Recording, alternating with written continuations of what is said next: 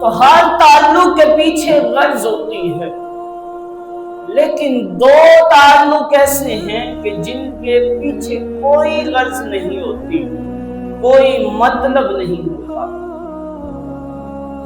پہلا تعلق وہ اللہ کا بندے کے ساتھ تعلق،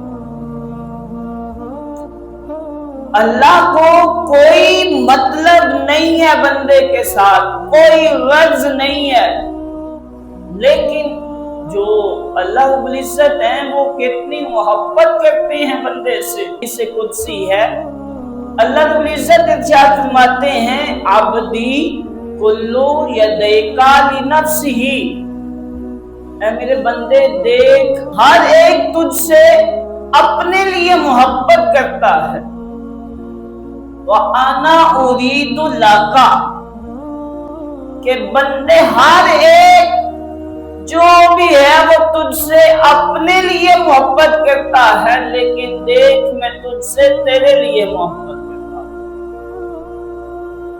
ہر ایک مطلب کے لیے محبت کرتا ہے، لیکن اللہ کی جو محبت ہے وہ بغیر مطلب کے بندوں کے ساتھ ہے۔ ارشاد فرمایا کہ ادعوک للوصل فتابا، میں تمہیں اپنی ملاقات کے لیے بلاتا ہوں، فتابا تو انکار کرتا ہے۔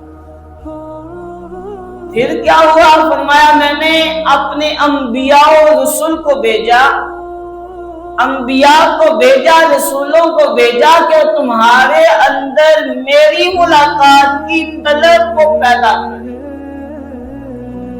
آواز کا اللہ کی یہ جو محبت ہے بندے کے ساتھ، اس میں کوئی غرض نہیں ہے، چاہے ساری کائنات کافر ہو جائے اللہ کو کوئی فرق نہیں پڑتا، چاہے ساری کائنات وہ مومن ہو جائے اس پہ ایمان لے آئے، اللہ کی شان بڑھتی نہیں ہے، کوئی انکار کرتے اللہ کی شان گھٹتی نہیں ہے، لیکن یہ جو اللہ کا بندے کے ساتھ تعلق اور واسطہ ہے، یہ جو محبت ہے، اس میں کوئی غرض نہیں۔ ایک یہ تعلق ہے کہ باقی کائنات میں جتنے تعلق ہیں غرض چھپی ہوتی ہے۔ دوسرا تعلق وہ کریم آقا علیہ السلام کا اپنی امت کے ساتھ ہے۔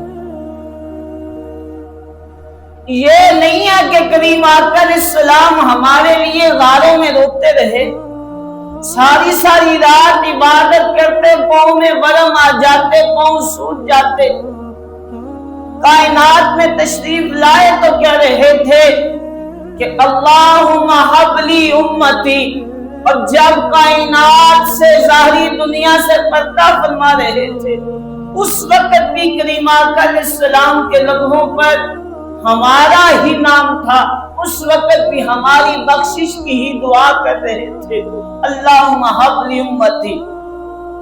یہ جو کریم آقا علیہ السلام کا ہم گناہگار امتیوں کے ساتھ تعلق ہے، اس میں بھی مطلب کوئی نہیں۔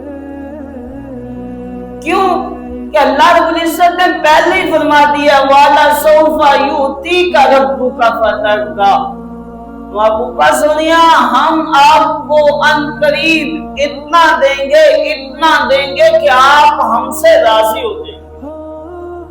تو یہ کریم آقا علیہ السلام کا جو امت کے ساتھ تعلق ہے، اس میں بھی کوئی غرض نہیں ہے، کوئی مطلب نہیں ہے۔